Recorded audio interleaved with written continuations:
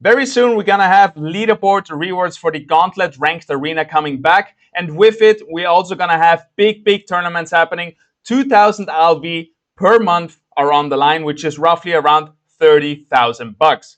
And to get in the big tournaments, there is gonna be 2 big Illuvium tournaments hosted per month, and then also the community tournaments. To get in most of these tournaments, you have to have a good positioning on the leaderboards. So starting next week on the 3rd of April, midnight, so midnight between 3rd and 4th of April, the leaderboard is going to get reset, or it's going to be reset a little bit earlier. And from there on, we're going to grind the leaderboards to first get into the top 100 to earn your rewards and also to be eligible for the big tournaments. Because of that, I'm going to start putting out some more guide content again, like we used to do. And I wanted to show you this composition right here that I found today. And I was playing versus Apso from Japan and Whitey right here, 2 of the best players in Illuvium. And this just means that this has been really proven against the best players in the game. And I'm going to just talk you quickly through it. We are in the very late game, so it's only us 3 left. And I'm playing right here versus Apso, who has been on a win streak this whole game. He was on 100 health till the very late game. But now I was finally able to find all my units that I needed, and my composition just works so well. So first off, Scoriox and even Furiox is super overpowered. I was already winning. I was already stabilizing my board with just the Furiox, but just in this round, I found the Scoriox, and now it feels even more dominating. But look at the damage, guys. The most damage done comes from my Ranger, who has a tier 5 stage 2 weapon, the Enchanted Toxic Weapon on stage 2, plus the Caster tier 5 armor right here, also on stage 2. So we have the 2 tier 5 stage 2 weapon and suit, which is consistently outperforming all the damage of my team. But I still very much need the Furiox, or in this case the Scoriox, to just bring that single target damage, because the Ranger with this weapon is going to do a lot of area damage, and that can be easily out-healed. So I counted to this, as I found out later on when I replicated this and did it again and again. What is really hard to beat is a very heal and sustain heavy team, like a Wildfire Burden team. Makes it really hard to get through if I don't have some crazy single target damage dealer who can actually take down units one by one. So we have the Scoriox, we have the Fur Knight, we have the Octius, the TNT right there, our Ranger. We got the Sinelf as well, giving us 4 Scions right here. No, actually, I think it's 6 Scions and 4 Empaths. Our biggest Empath is right here, the stage 3 Terra, Virtuous Terra Lynx.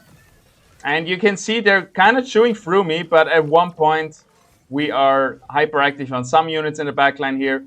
And yeah, at one point they don't have enough damage to get through to my Scoriox before my Scoriox takes them down. I'm fighting against versus Apso. So he's a little bit unlucky here. This is a bug that will be fixed where you can meet the same guy 2 times in a row. Usually what should happen is if I find Apso first, then I would fight Whitey in the next game. But nevertheless, I'm rolling down a little bit. But to be honest, at this point, I'm not even sure what I'm rolling for. I decided to go for the Ophisto, but I'm kind of maxed out. I was happy to find the Scoriox. And so, yeah, that's what we're going to play with. By the way, another variation of this has been also working really well for me, which was 7 Empaths and like 2 Scions, with just having the Scoriox plus another Scion, often the TNT, like just 2 Scions as carries and 7 Empaths just for you sustain, just giving that Furiox or that Scoriox enough time to get through everyone. This round we're actually dominating Apso, so we changed a little bit the positioning and now it's working really well. I'm gonna fast forward a little bit.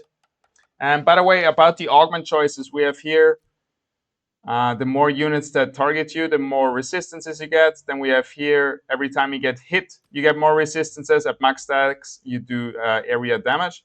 And then we have also here resistance and shield per resistance. So nice defensive augments on our 2 main tanks. Then we have on our Scoriox one of the most important augments you can put them in, stacking attack speed. Just so strong. Anything like attack speed is the most important trait for our Scoriox. And look at that, guys. I made a little mistake. The only battle that I was losing here in the late game was actually versus the PvE round. I didn't really think about it. I was looking at other stuff. And my positioning versus a dual F is absolutely horrendous. We took down a Fisto instantly, but look at that laser. Melting everything. And that is also accounted to my team AoE damage, like a Synalf, a dual F, a Ramfire, and stuff like this. Yeah. So we lost actually the PvE round, which was a little bit embarrassing in hindsight, but it just shows how strong this PvE round in around 32, I guess, can really be with all the tier 5 stage 3 units in the game. All right, finally we were playing against Whitey right here, who is playing, what is that? So we got, that's a weird setup, isn't it? He has the Ranger on Frost, but no, yeah, he has Frost with the Ranger and the Choco. Then he has a Fern, just because it's one of the strongest empaths, so providing so much stuns. Then we have the Gnarl, just a huge Colossus with the Blotto, and this was able to get him to the late game, just having the best tanks in the game right there. But yeah, no chance against my team. It's, I don't know. I was very much behind Whitey and Apso for a long time, and then I just hit my core units. I hit the Arcane Terralinks, which gave us a lot of sustain, and I hit the Furiox with the 2 attack speed and damage augments right there. And from there on, it was kind of smooth sailing. I think that's it. That's all. That's how we went. First place versus Whitey, Apso, Rich was in there, Muffin Man, and Chetsky as well. So really nice game here.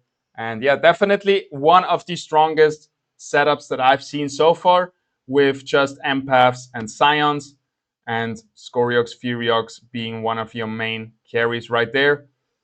And then the rest of the Empaths and Psions, you can mix it up a little bit. And yeah, before I forget to mention it again, the main carry actually, also next to Scoriox, being our Ranger, providing so much AoE damage and has consistently been ahead of Scoriox actually in damage, but Scoriox nevertheless with the single target damage, super important. But yeah, that's it. That's all. I hope you liked it. See you in the next one. Peace out, everybody.